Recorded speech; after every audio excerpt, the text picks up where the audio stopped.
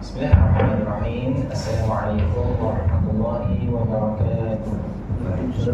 Alhamdulillahirabbil alamin wassalatu wassalamu ala asyrafil anbiya'i wal mursalin wa ala alihi wa ashabihi ajma'in.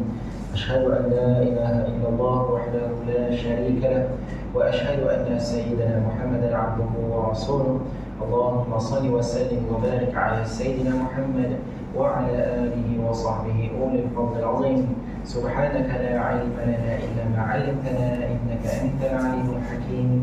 Wa la hawla wa la quwwata illa billahil 'aliyyil 'azim. Allahumma 'allimna ma jahilna wa dhakkirna ma nasina. Allahumma ij'alna fahman nabiyyin wa hifdhal mursalin wa ilhamal malaikatil muqarrabin. Ya Fattah ya Alim irhamna fa anta arhamur rahimin. Wa la hawla wa la quwwata illa billahil 'aliyyil 'azim. Allahumma 'allimna ma yanfa'una wanfa'na bima 'allamtana wa zidna 'ilma. Allahumma arina al-haqqa haqqan warzuqna ittiba'ah wa arina al-batila batilan warzuqna ijtinabah. Allahumma ati anfusana taqwaha wa zakkiha anta khairu man zakkaha anta waliyuha wa mawlaha.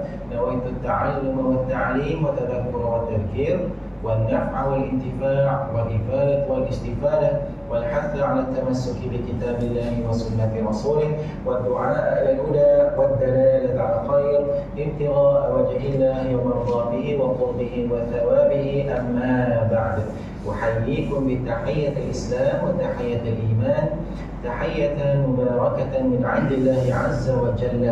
Yang dihormati, yang dikasihi, yang dimuliakan Tuan Imam Bila ada tu Musuh Dua head. Yang dihormati, yang dikasihi, yang dimuliakan Tuan Imam Tuan Imam menjadi Tuan Bilal hari tu. Tuan Murbot dah pergi Madani dah. Serta seluruhnya para jemaah yang dirahmati dan dikasihi Allah Ta'ala sekalian. Alhamdulillahirabbil alamin. Sama-sama kita merafakkan setinggi rasa syukur kita kepada Allah Subhanahu wa Ta'ala sebagaimana doa kita bangkit tidur pagi tadi. Sebelum tadi kita bangkit daripada tidur, kita melafazkan doa Alhamdulillahilladzi ahyana ba'dama amatana, yang kita bacakan ketika bangkit daripada tidur. Kalau pun si hafal belum? Alhamdulillah pun dah memadai. Dan syukur kita kepada Allah Ta'ala kerana masih dihidupkan pada pagi itu. Dan kami percaya, kami yakin si seorang pun situ rasa kecewa sebab hidup lagi hari itu. Saya dah nak frust hidup lagi. Pasal apa lah hidup lagi itu? Saya dah nak kecewa. Semuanya seronok. Kenapa? Usia masih dipanjangkan oleh Allah Ta'ala. Maka perbanyakkan sifat syukur kita. Ucapkan kalimat tahmid Alhamdulillah sebanyak mungkin sebagai tanda syukur kita kepada Allah Ta'ala atas kurniaan ni'mat daripada Allah Subhanahu wa Ta'ala. Kemudian bersyukur kita kepada Allah Subhanahu wa Ta'ala. Kita bangkit pagi itu ajiman, masih Islam, masih ada iman kepada Allah Subhanahu wa Ta'ala. Dan Allah sertakan pada hati kita sifat ihsan. Rasa nak sembahyang subuh dia masih ada. Ada orang bangun pagi, si rasa nak sembahyang subuh, rekod dulu kerjaan. Kalau kita pergi taman bulatan terkadang pukul 4.30 pagi ada rekod dah. Yang akan rekod sampai 6.30. Kita pun tertanya, bila kau subuh? Nah, kita pun sangka baik mungkinnya tu cahaya nari lahali. Tapi muka keracan. Macam inilah keadaannya. Allah sertakan sifat ihsan pada kita. Masih rasa nak beribadah kepada Allah Subhanahu wa Ta'ala. Satu perkara yang sangat-sangat kita bersyukur. Ketika mana Nabi sallallahu alaihi wasallam ditanya oleh malaikat Jibril. Jibril datang kepada Rasulullah sallallahu alaihi wasallam menjelma dalam bentuk seorang sahabat. Jibril bila turun ke dunia, Jibril akan menjelma rupanya seperti seorang sahabat Nabi tu. Cuba cari siapa sahabat dia. Jibril akan turun, dia akan serupa sahabat dia seorang saja. Yang akan datang itu rupa Ali, yang akan datang esok rupa Abu Bakar, yang akan datang lusa rupa Uthman, yang akan datang tolak rupa macam tu. Saya dah yang akan menjelma bentuk seorang sahabat dia aja, spesifik seorang sahabat dia. Tak cari nama saya bahawa Waktu cari kau. Cari tahu insya-Allah. Ketika mana Jibril datang bertemu Rasulullah, Jibril tanya macam-macam perkara. Jibril tanya tentang hari kiamat. Jibril tanya tentang apa makna iman. Jibril tanya kepada Nabi sallallahu alaihi wasallam, "Ma huwa al-ihsan?" Apa dia ihsan ya Rasulullah? Jawapan Nabi yang sampai ke sudah kita guna pakai, Nabi jawab kepada Jibril, "Al-ihsan an ta'budallaha ka'annaka tarahu, fa in lam takun tarahu fa innahu yaraka." Ihsan itu an ta'budallah, kamu beribadah ka'annaka tarahu. Kamu beribadah seumpama kamu nampak Allah, kamu tengok Allah. Cuba bayang kita semayang tadi ajiman, Allah depan kita. Memang ada lah. Allah ada di hati orang beriman untuk sentiasa ada. Cuma bayangkan kalau raja duduk depan kita, Ustaz Rafa'i duduk depan kita, Cikgu Ibrahim.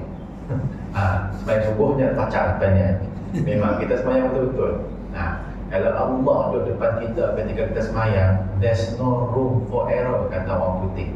Tentu sungguh-sungguh kita sembahyang. Tetapi keadaan kita yang si nampak Allah lagi, untuk di dunia atau memang kita si nampak Allah, saya akan dapat tengok Allah. Cuma kita yakin Allah Subhanahu wa ta'ala itu ada.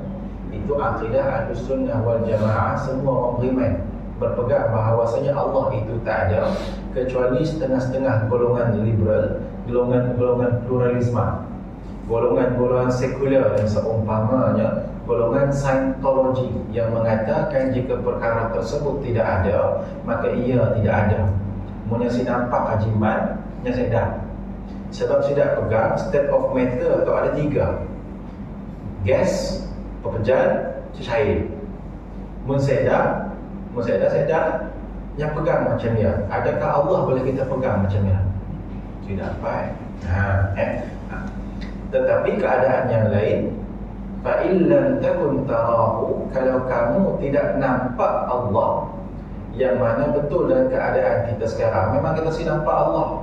Si berlaku satu-satu keadaan, tiba-tiba jiwan hulu kilir, aku nampak Allah teh. Saya akan berlaku. Kita akan nampak Allah selagi mana kita hidup atas muka bumi itu. Yang menampak Allah bila indra? Di syurga kan. Duk tengok Allah. Mudah-mudahan Allah jadikan mata kita atau mata-mata yang berpeluang dapat tengok Allah. Kalau kamu tidak nampak Allah, sesungguhnya fa innahu yaraka, sesungguhnya dia melihat kamu. Sentiasa Allah akan melihat kepada kita, melihat kepada apa urusan kita sekalipun. Maka mudah-mudahan kita sedar hakikat betapa besarnya nikmat Allah beri kepada kita, dan menjadikan segala urusan kita dibalikkan kepada Allah Subhanahu wa ta'ala, ikhlas dilaksanakan hanya untuk mendapatkan redha-Nya, bukan redha manusia. Kadang-kadang ada orang bola atau sebab tak dapat pujian manusia. Munsid dipuji orang jadi imam, munsid dipuji orang segi masjid, munsid disuruh bapa asyik bangun subuh. Begitu keadaan. Buat kerana manusia, tidak, kita buat kerana nak redha Allah Subhanahu wa ta'ala. Ya, insya-Allah pagi tu aja, malam tu tidak ada. Saya dah untuk main raket. Bukan main raket lah, tapi adalah urusannya yang kami sedar malam tu. Insya-Allah pagi tu kita bacakan. Kalau tengok kepada kitab bacaannya hanya 2 muka surat lebih sahaja. 2 muka surat lebih sahaja tentang kisah seorang sahabat Rasulullah yang merupakan khalifah yang keempat daripada kerajaan Khulafa'ur Rasyidin. Kerajaan Khulafa'ur Rasyidin ada 4 khalifah selepas daripada wafatnya Nabi. Yang pertamanya siapa, Faruq? Khulafa'ur Rasyidin. Lepas wafat Nabi sallallahu alaihi wasallam, naik 4 khalifah yang menggantikan Nabi sallallahu alaihi wasallam sebagai amir di Jazirah Arab. Yang pertama, sahabat Nabi yang paling kanan, penghulu segala sahabat gelarannya. Siapa namanya? Abu Bakar As-Siddiq. Turun Sayyidina Abu Bakar, naik satu manusia yang syaitan pun takut kepadanya. Siapa namanya? Umar Al-Khattab. Turun Umar Al-Khattab, naik lagi seorang lagi sahabat yang nama pula dengan U juga. Uthman bin Affan radhiyallahu ta'ala anhu. Selepas turun Sayyidina Uthman, gugur syahid Sayyidina Uthman, mati dibunuh, naik sahabat keempat yang gelarannya kita boleh sebut dua. Ada sahabat Nabi kita sebut dengan dua gelaran. Bukan ada sahabat, memang seorang saja ada macam ni. Sebahagian besar yang lain, semua yang lain, bukan sebahagian besar, semua yang lain kita akan sebut, bila sebut nama sahabat Nabi kat kau, kita akan sebut radhiyallahu ta'ala anhu, radhiyallahu anhu. Semua sahabat kita sebut ya radhiyallahu anhu. KK, penghulu, pemancar, temenggung saya dah. Yang semua saya dah radhiyallahu ta'ala anhu. Hanya sahabat Nabi sahaja.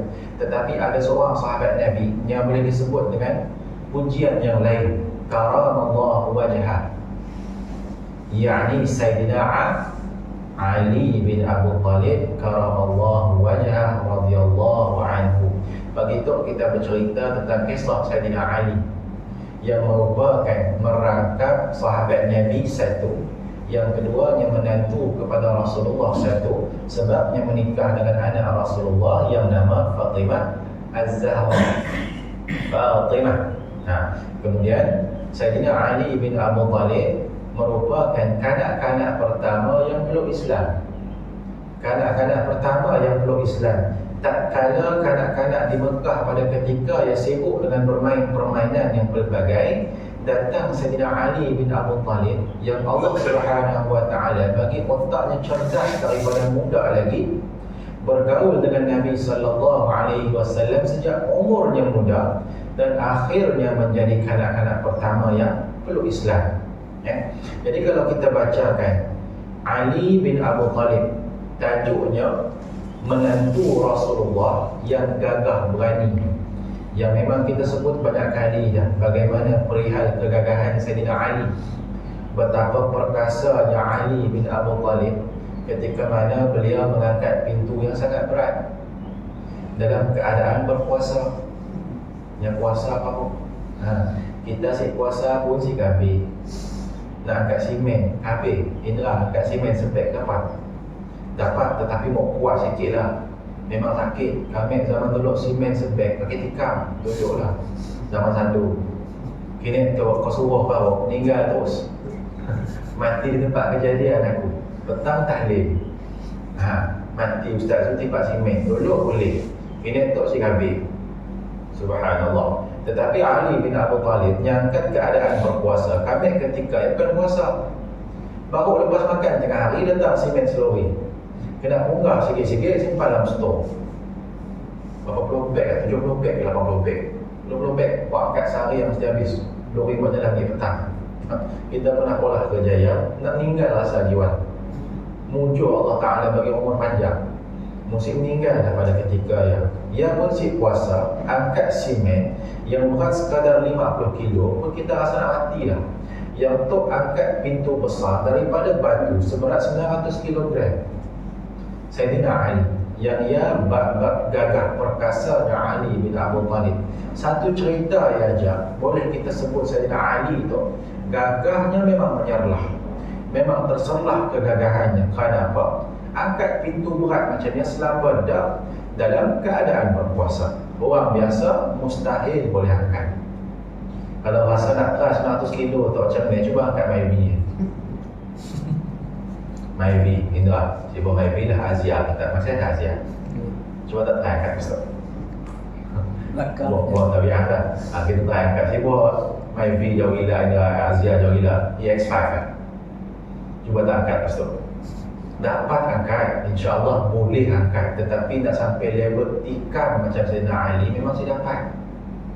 Dia nak cerita gagahnya Sayyidina Ali, dia baru satu cerita tau, tetapi satu cerita yang tak cukup kita kenal Sayyidina Ali itu memang gagah perkasanya sangat luar biasa. Baik kita bacakan, dia adalah khalifah pertama daripada keluarga Hashim. Ayahnya adalah Abu Talib bin Abdul Muttalib bin Abdul Manaf, yang memang kita maklum siapa Abu Talib yang jaga Nabi selepas meninggalnya datuk Nabi. Nabi waktu kecil belum lahir bapa dah sedar.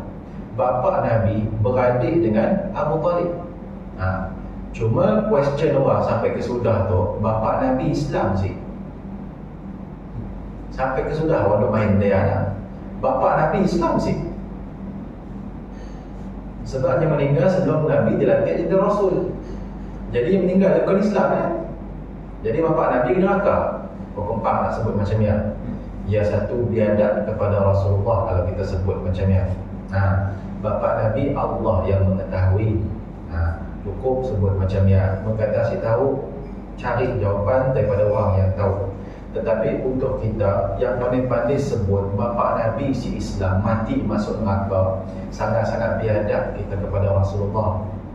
Kita betul terkadang mungkin ada kawan kita, ada keluarga kita yang belum Islam atau bukan Islam, tetapi untuk kita sebut ketikanya dah meninggal mati masuk neraka kawannya, ya sangat biadab. Secara akidahnya ya betul, tetapi untuk kita sebut secara akhlaknya sangat-sangat jahat bunyinya. Macam kalau setengah-setengah orang memang layak masuk neraka, kita sebut je lah. Macam siapa? Ariel Sharon. Ariel Sharon Ariel Sharon memang go to hell. Memang neraka benar lah tempatnya. Sebab apa? Perangai yang pun perangai ahli neraka dah. Tetapi kalau kata nak sebut bapa Nabi tu, sampai lah kempang kita nak sebut macam ni. Biadabnya kita dengan Rasulullah. Ya Rasulullah, bapa kita masuk neraka kan? Kempang lah kita nak sebut. Si kempang kau. Cuma satu perkara kita maklum, Abu Talib yang tu memang sebab apa? Ada riwayat hadis daripada Nabi sallallahu alaihi wasallam yang mana ayahnya kepada Ali, yakni Abu Talib, tempatnya memang kesian. Sebab apa? Tak kala meninggal Abu Talib kita sebut Sayyidina kat depan. Walau sentimental value-nya besar kepada Rasulullah, kita sebut Sayyidina. Sebabnya bukan Islam. Walaupun Nabi kasih benar kepada Abu Talib, menangis Nabi tak kala wafatnya Abu Talib, meninggalnya Abu Talib, tetapi kita letak Sayyidina kat depan, salah. Sayyidina hanya layak kepada para sahabat sahaja. Nak letak kepada Abu Talib siapa? Walau Abu Talib tu kalaunya Islam nescaya akan masuk sahabat. Tetapi kerananya si Islam, walau macam ni Nabi minta kepada Allah Ta'ala, akhirnya Allah bagi keistimewaan, siksaan paling ringan dalam neraka diberikan kepada Abu Talib. Sampai bila-bila dalam neraka, ia dah paling ringan. Saya dah lebih ringan daripada ia. Dalam neraka saya dah botan tangan je kau. Botan tangan je mereka tangan angkat botan. Saya dah siksaan macam ya. Ya cayam biasa-biasa. Dalam neraka semuanya pedih. Yang paling ringan pun cukup pedih dah. Paling ringannya apa siksaan Abu Talib kau? Pakai sepatu daripada neraka sampai otak menggelegak. Kita tahu atas tu diri tersapu gas buka dulu. Paling kurang hilang kaki ya. Hilang kaki sampai ke bulu lutut tidak. Allahu Akbar. Pedihnya bentuk siksaan. Tetapi itulah seringan siksaan dalam neraka yang diberikan kepada ayah kepada Sayyidina Ali. Sayyidina Ali bin Abu Talib. Abu Talibnya saya akan disebut Sayyidina, saya akan disebut radhiyallahu anhu. Pada apa? Yang sampai ke meninggalnya masuk Islam. Cuma bapa kepada Sayyidina Ali itu beradik dengan bapa Nabi sallallahu alaihi wasallam. Berarti kata Ali itu langsung sepupu kepada Nabi sallallahu alaihi wasallam. Ibunya bernama Fatimah binti Asad bin Hashim bin Abdul Manaf. Nya lari sejauh susul galuh si Datuk. Nya balik tetap kepada Abdul Manaf. Moyangnya sama, cuma ditakdirkan Allah Abu Talib dengan Fatimah akhirnya berkahwin. Kita cek bahawa kalau kita nak kahwin, tidak silap bini kita yang bertunggal juga dengan kita. Bertunggal dengan kita. Macam aku di ofis lah. Aku di ofis sosial. Kita pun tanya, kenapa dengan Lili Cik apa hal Ustaz? Lili hanya bersama dengan aku. Sosek, rupa-rupanya moyang sama. Pusing-pusing macam ni aja. Moyang sama. Moyang kalau Datuk sibuk. Awak Datuk sibuk. Macam mana baru dah tu. Yang untuk perluannya apa? Oh, yang untuk penggahan jam. Macam dah bau dah tu. Alas cek bau, rupa-rupanya berlaku. Pusing-pusing macam ni aja. Seperti bapa Sayyidina Ali dan mak Sayyidina Ali yang bersangkutan. Kerana apa? Susur galurnya sampai bercantum pada Abdul Manaf. Untuk meringankan beban Abu Talib mempunyai anak yang banyak, Nabi sallallahu alaihi wasallam merawat Sayyidina Ali. Arti kata Nabi sallallahu alaihi wasallam yang jaga Ali itu daripada kecil. Ali kecil-kecil dah main dengan Nabi sallallahu alaihi wasallam, maka tidak hairan untuk kita tengok akhlak Sayyidina Ali itu sangat-sangat luar biasa. Mana-mana budak yang daripada kecilnya biasa main ke tempat-tempat yang baik, insya-Allah bila dia membesar kelak, dia akan jadi orang baik. Sebabnya jangan kita marah bila tengok budak-budak main ke masjid. Anak kita pagi tak setidur dah. Eden masih tidur. Masih tidur. Sebab apa? Belum wajib tak watan yang bangunkan subuh dah. Tetapi kalau kata umurnya dah 12 tahun pula, ya kena angkat bangun ke masjid sikit lah. Supaya terdidik. Ruhnya untuk ke masjid dia dah ada dah. Ada manusia nak pergi masjid punya payah. Sampai ke sudah kawan Buzurah Farouk masih tanya, bila nak sembahyang subuh hari Jumaat? Macam ni nak jawab. Yang pertama kau tanya dulu, kau musafir? Cik, Mas Tautik? Tahu? Mukim? Tahu? Dah dia apa hal sembahyang subuh hari Jumaat? Pergi ke masjid. Si pandai pergi masjid. Jawapannya macam ni. Kita tengok brother pergi masjid bukan susah. Kau pergi selepas buka kan tangga bagus, masuk aja. Macam ni aja pergi masjid. Yang si mau pergi masjid, malu nak pergi masjid. Kita kata kau nak malu apa pergi masjid? Saya dah orang judge kau, saya dah gagu pun baju kau kalah apa indah saya dah gagu. Si pernah aku gagu kau turun kuliah subuh, kerja saya pernah gagu. Indra pakai t-shirt, saya pernah gagu. Pasal kehidupan Indra, saya pernah gagu. Sebab sah dia semayang tentu. Cuma kawan tu saya tahu apa masalah. Raya baju Melayu, sambung komplit siap kaca. Tapi pergi masjid pun tak payah. Kita kata boleh pakai baju Melayu pun ada pakai sekolah jin. Sedangkan nak pakai itu, sedangkan nak ke sekolah Melayu pun sedangkan. Kalau nak sambung terus pun sedangkan. Cuma takut bini menyeling je lah. Sampai ke sudah masih nak semayang zuhur hari Jumaat, pukul berapa nak semayang?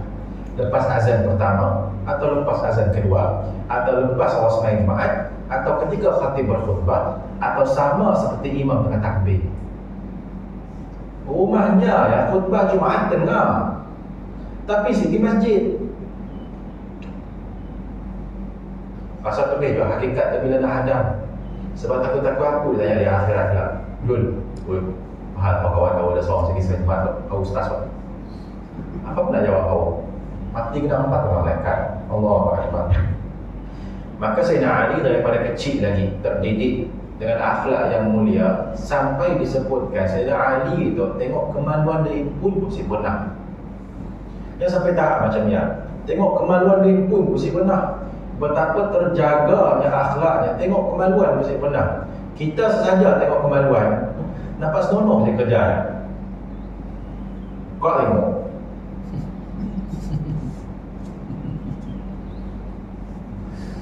Memang sudah kerja lah benda yang pelik benar kerja. Yang tidaklah kata haram tetapi buat tabiat. Buat tabiat. Kerja-kerja yang macam ni. Ali tu punya terjaga. Tengok kemaluan si pernah. Sebab ia wajahnya dimuliakan. Digelar karam Allah wajah. Allah muliakan wajahnya. Sebab apa? Akhlak tip-top, ilmu tip-top, pekerti tip-top. Dari kecil dah terjaga, bergaul dengan Nabi sallallahu alaihi wasallam daripada kecil.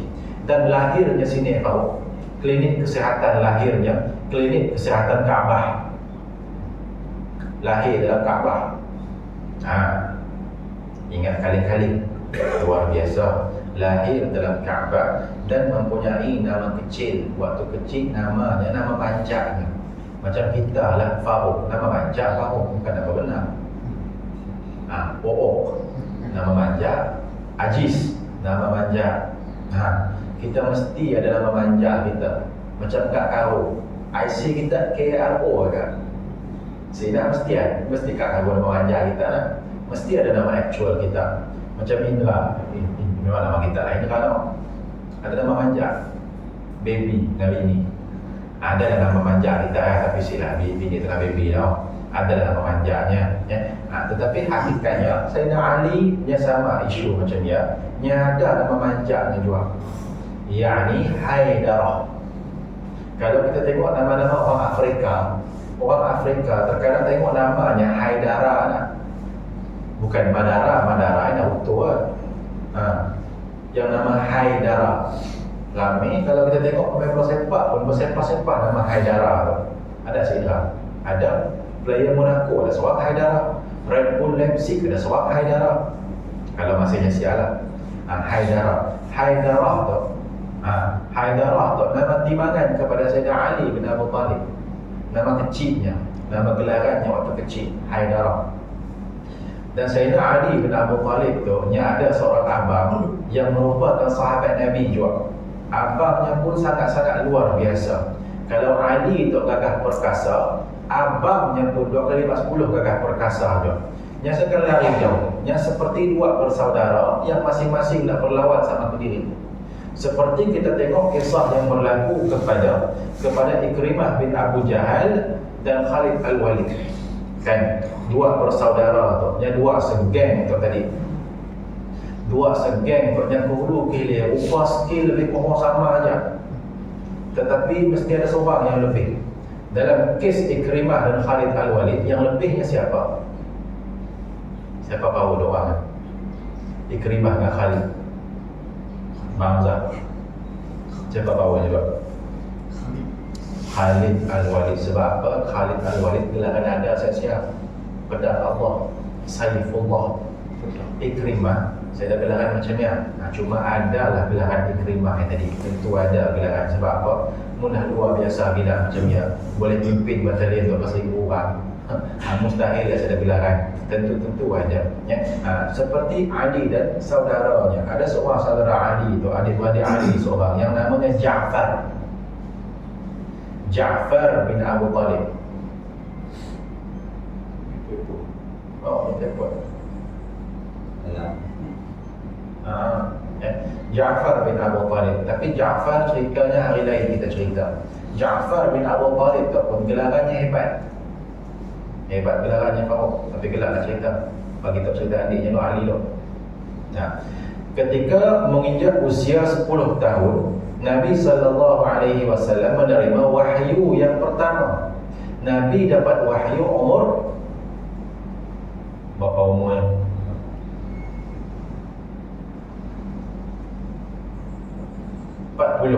Umur 40 Nabi dapat wahyu yang pertama. Iqra bismi rabbikal ladzi khalaq.